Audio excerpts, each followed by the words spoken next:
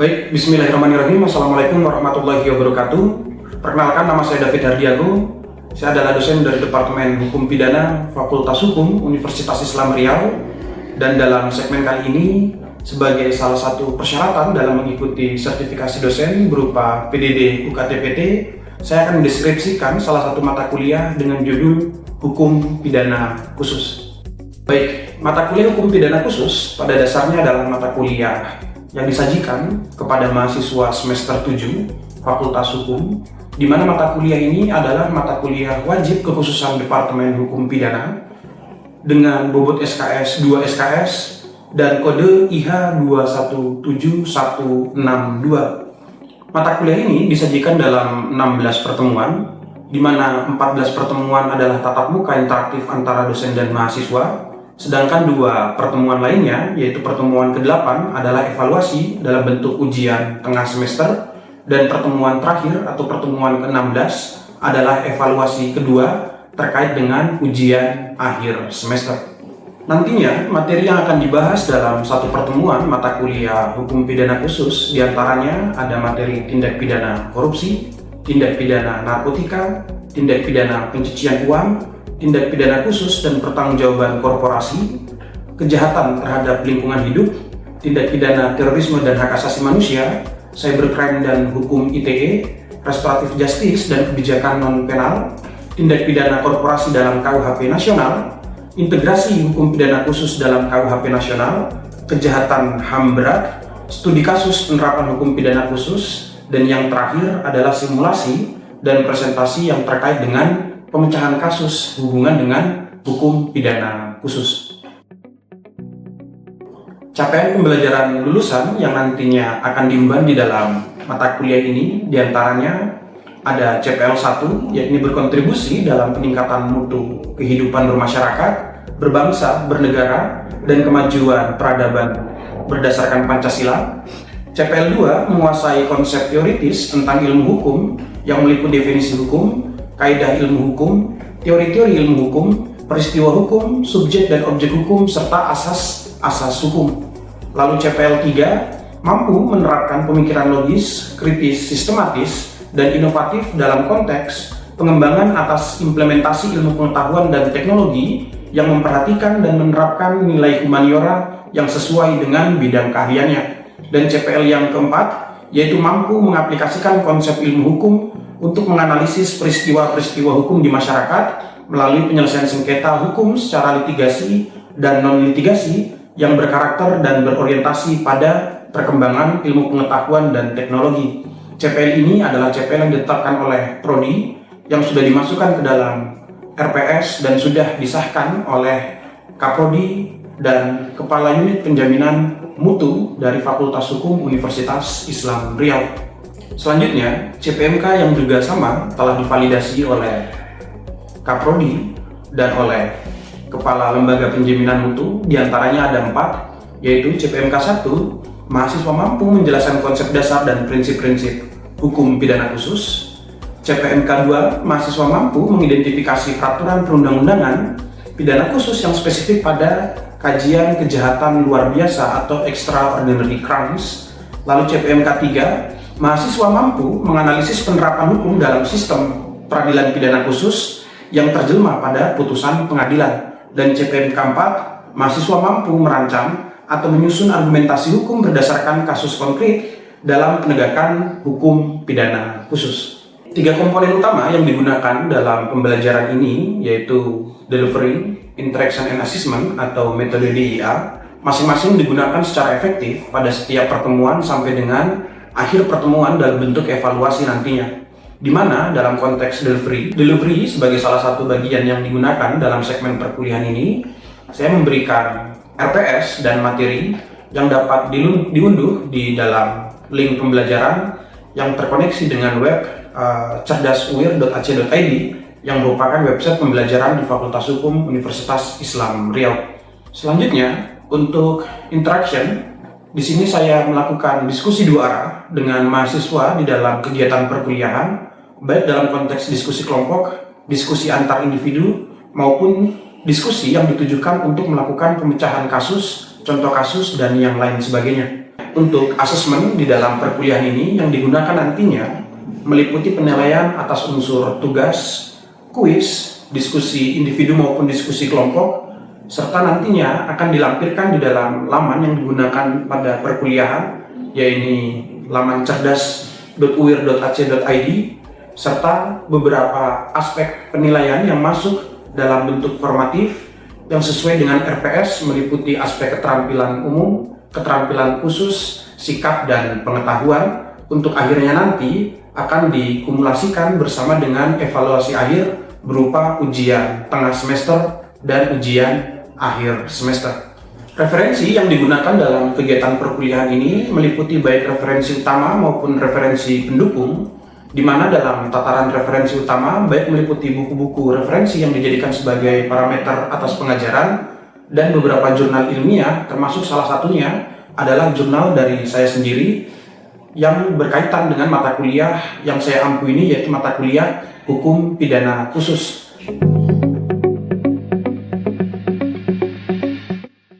Baik, berikut adalah video pembelajaran di dalam kelas untuk mata kuliah Hukum Pidana Khusus dengan materi pada kajian terkait dengan tindak pidana khusus dan pertanggungjawaban pidana korporasi yang merupakan pertemuan kelima dari seluruh rangkaian kegiatan perkuliahan pada segmen perkuliahan ini.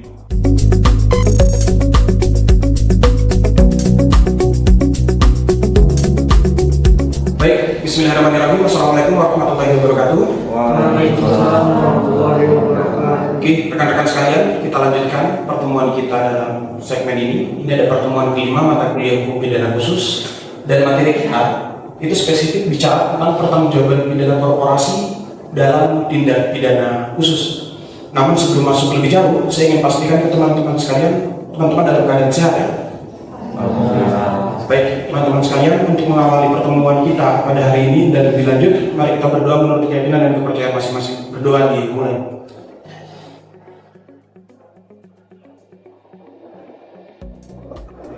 Oke, baik teman-teman sekalian, pertemuan kita yang kelima yang tadi sudah sempat saya singgung di awal bicara tentang hukum pidana khusus, spesifik pada pertanggungjawaban pidana korporasi dalam tindak pidana khusus.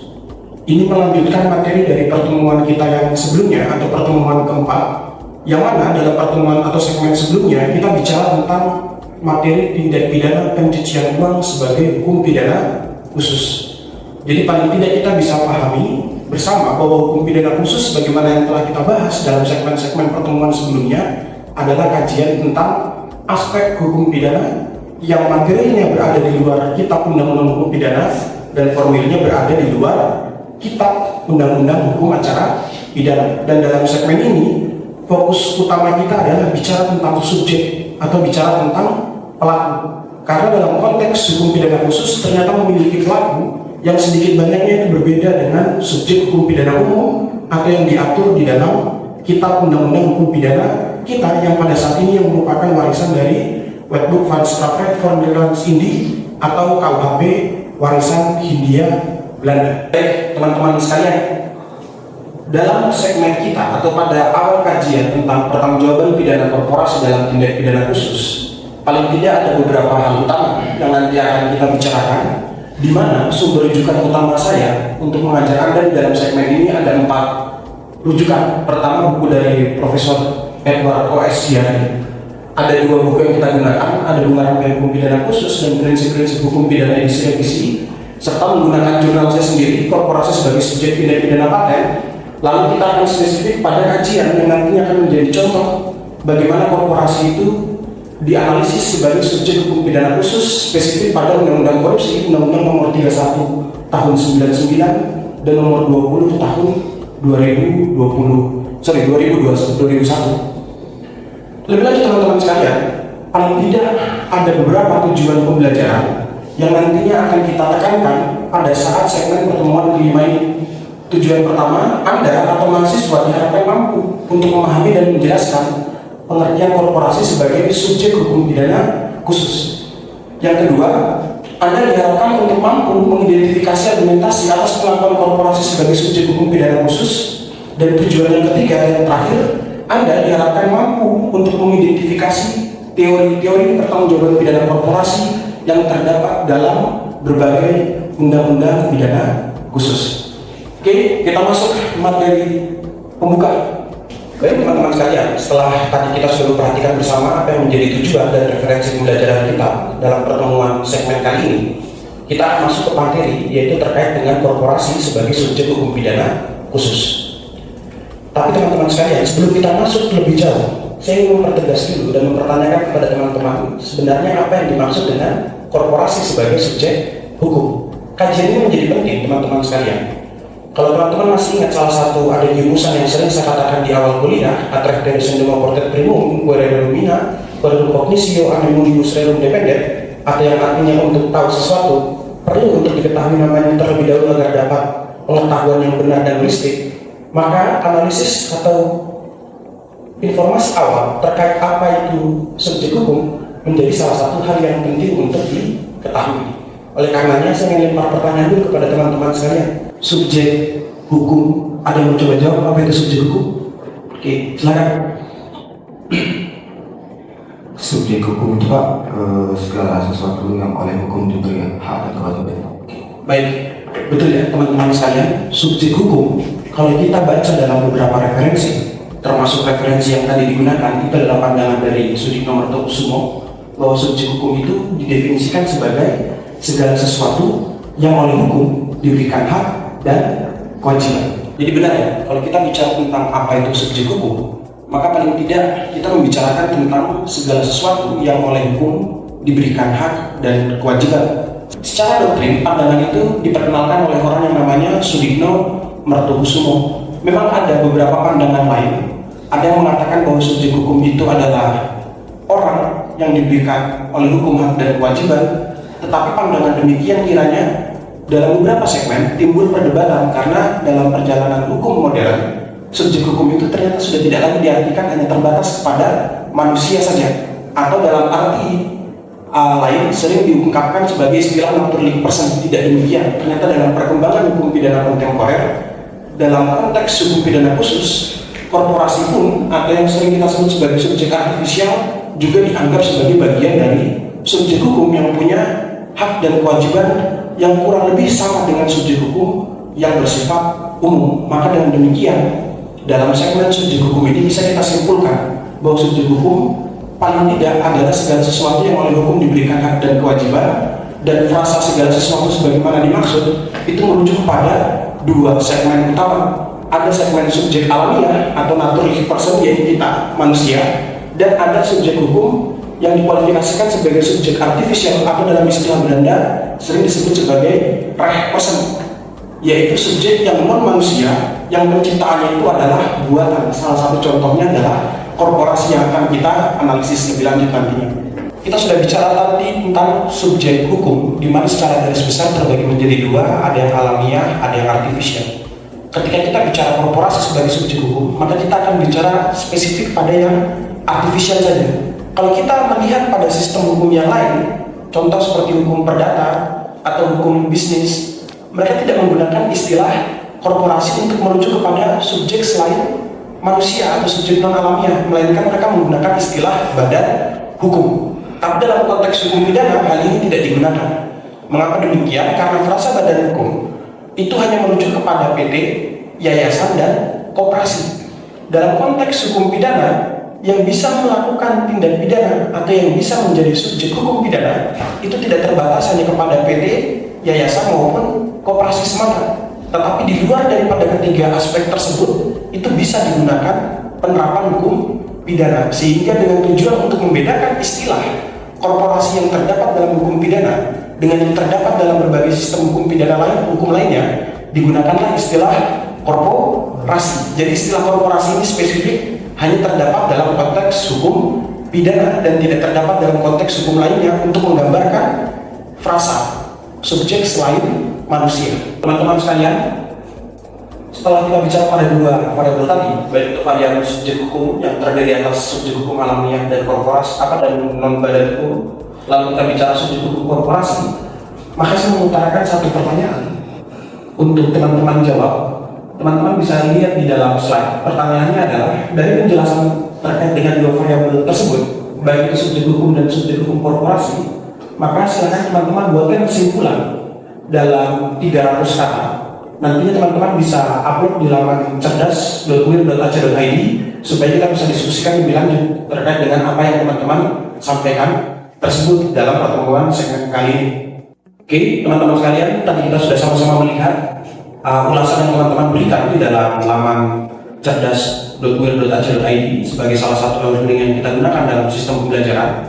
Dan dalam segmen selanjutnya, atau masih masuk dalam materi yang kita akan analisis, setelah kita tahu tadi dan kita simpulkan bersama dalam 300 kata apa itu subjek hukum dan apa itu subjek hukum korporasi, maka kita akan masuk pada materi selanjutnya, bagaimana konsep pengakuan korporasi sebagai subjek hukum di dalam ranah hukum secara umum. Jadi di sini saya mengambil 3 variabel untuk teman-teman bisa lihat.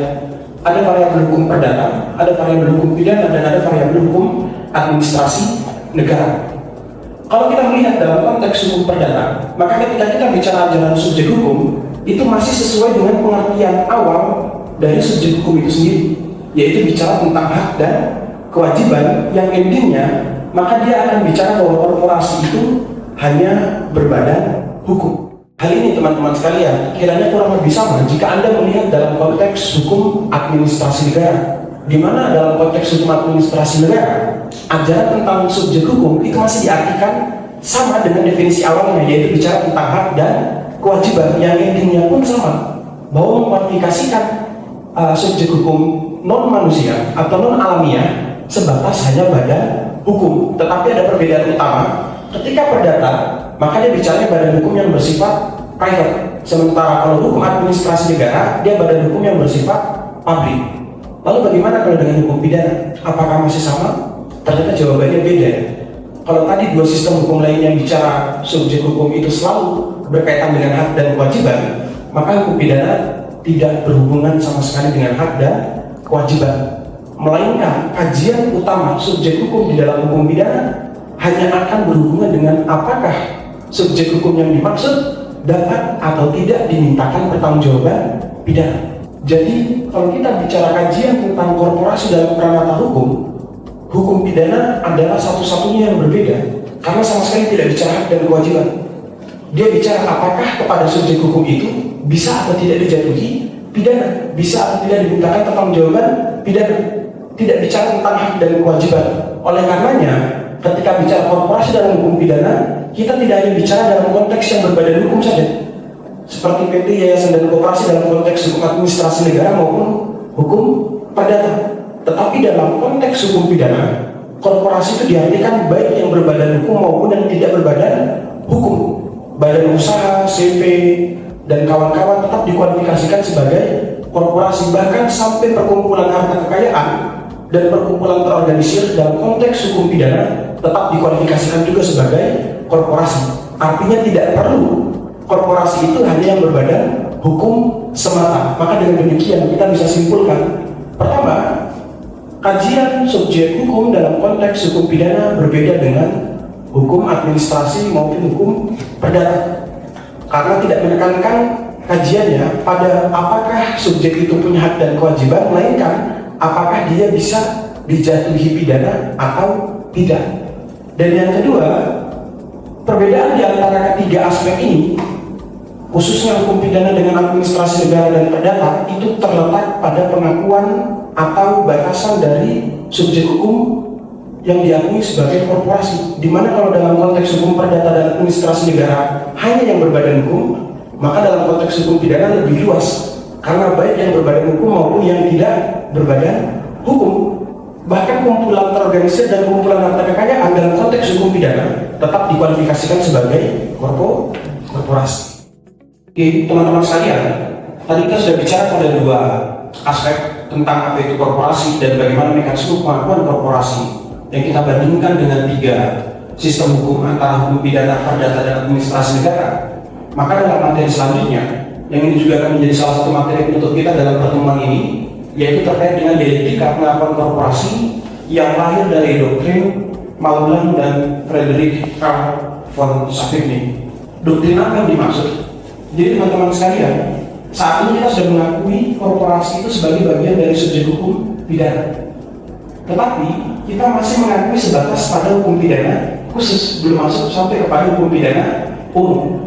Tentu ada argumentasi mengapa sampai hukum pidana umum kita yang terdapat di dalam kitab undang-undang hukum pidana itu tidak mengatur korporasi sebagai subjek hukum. Nah, salah satu alasannya itu disebabkan oleh dialektika antara Magelang dan Carl von Savigny ini.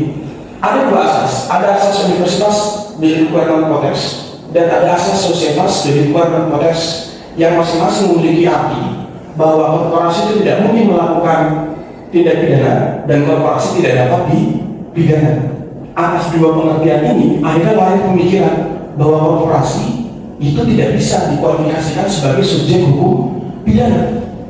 Kenapa demikian? Korporasi itu bertindak atas dasar pengurus atau orang yang ada di belakang korporasi.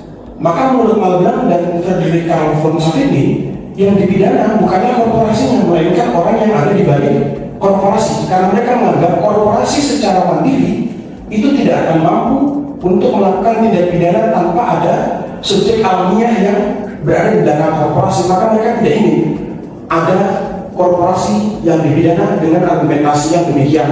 Jadi mereka menganggap bahwa korporasi itu hanya benda mati. Dengan demikian tidak mungkin punya mens rea atau niat jahat. Karena dia tidak punya niat jahat, maka dengan demikian dia pun juga tidak punya raga atau tidak punya fisik. Maka dengan demikian dia tidak akan bisa mewujudkan perbuatan dalam bentuk actus reus. Nah, dari materi ini, menurut teman-teman sekalian, apakah pandangan Magelang dan Frederick Carl von Savigny itu adalah argumentasi yang benar atau tidak? Kalau Anda anggap benar, maka Anda harus ingat bahwa saat ini korporasi itu sudah diakui sebagai subjek hukum pidana. Artinya ada sisi yang bisa dikritik dari pandangan ini. Kalau Anda anggap ini salah, maka Anda harus tahu sampai dengan saat ini di luar Undang-Undang Nomor 1 Tahun 2023 tentang KUHP nasional, Indonesia masih belum mengakui korporasi sebagai subjek hukum pidana yang bersifat umum yang dipengaruhi oleh doktrin ini. Maka pertanyaan saya yang akan juga menjadi soal dalam pertemuan selanjutnya adalah bagaimana tanggapan Anda terhadap doktrin Universitas de lingkungan konteks dan Societas de lingkungan konteks oleh Magelang dan Frederick Carl von Savigny kaitannya dengan pengakuan korporasi sebagai subjek hukum pidana. Jadi tugas itu teman-teman sekalian nanti bisa Anda kirimkan melalui laman elektronik kita yaitu cerdas.ui.ac.id. Nanti Anda bisa kirimkan 3 hari setelah pertemuan kita hari ini. Jadi demikian pertemuan kita. Kita akan bertemu dalam segmen pertemuan selanjutnya, pertemuan ke-6. Dan saya akhiri, wassalamualaikum warahmatullahi wabarakatuh. Baik, berikut tadi adalah video pembelajaran yang telah ditampilkan guna kepentingan dalam salah satu persyaratan sertifikasi dosen gelombang pertama tahun 2025 dan sebagai persyaratan dari PDD UKT-PT. Mudah-mudahan dengan video ini dapat membantu Bapak Ibu tim penilai dalam melaksanakan penilaian. Akhirnya saya ucapkan wabillahi taufiq wal hidayah. Wassalamualaikum warahmatullahi wabarakatuh.